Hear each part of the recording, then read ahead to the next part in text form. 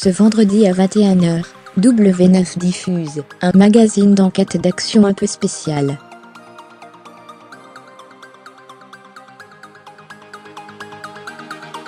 Marie-Ange Casalta s'est rendue dans la ZA de Notre-Dame-des-Landes cette semaine, alors qu'elle était en plein démantèlement par les forces de l'ordre.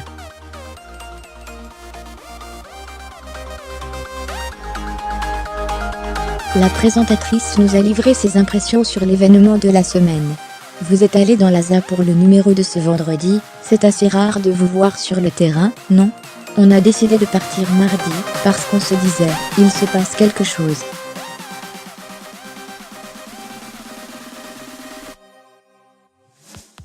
Et puis la ZA, c'est un univers secret.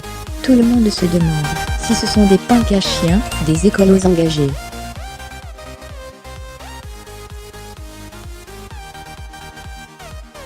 Nous avons voulu les rencontrer pour en avoir le cœur net. C'est intéressant de voir ce qui pousse ces gens à vivre comme ça, dans une société à part.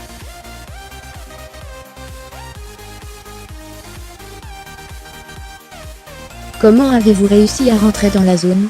Quand nous sommes arrivés sur place, personne ne rentrait, tous les accès étaient fermés, parce que les forces de l'ordre ne voulaient pas que les zadistes aient des renforts.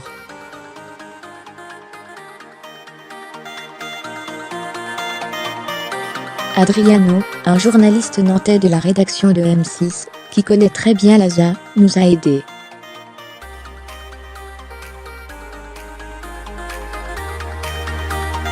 C'était très difficile d'accès.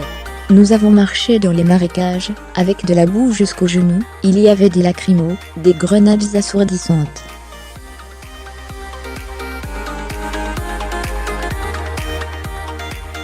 Adriano tenait les barbelés électrifiés, pour qu'on rampe dans la boue et la bouse.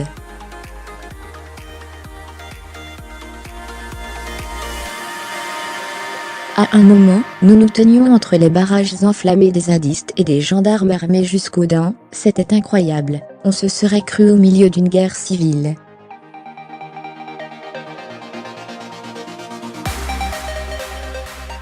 À ce point-là, mon iPhone m'a indiqué que j'avais marché 10 km dans la journée.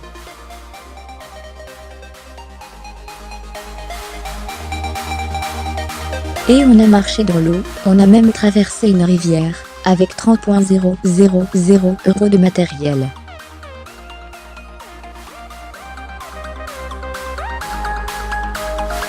Et c'était tendu, les zadistes étaient cagoulés. Aviez-vous un équipement spécial? On avait un casque de scat, des bottes qu'on était passé chercher à Decathlon dans la matinée.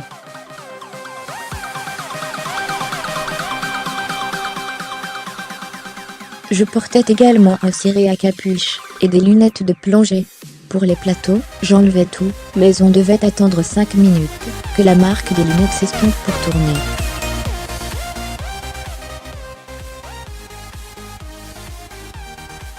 Et en dessous du ciré, j'avais un perfecto et un legging d'équitation sur lesquels il y avait tout de même un peu de boue.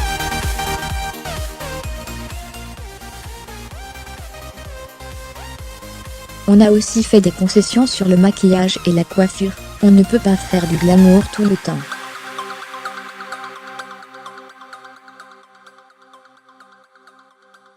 Est-ce que vous aimez cette spontanéité? On a fait des plateaux sur le vif, encerclés par des gendarmes.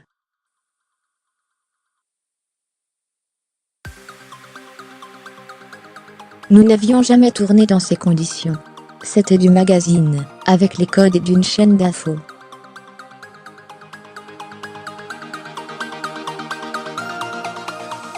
Nous sommes allés voir les conditions de vie des zadistes, je suis entré dans leur cabane.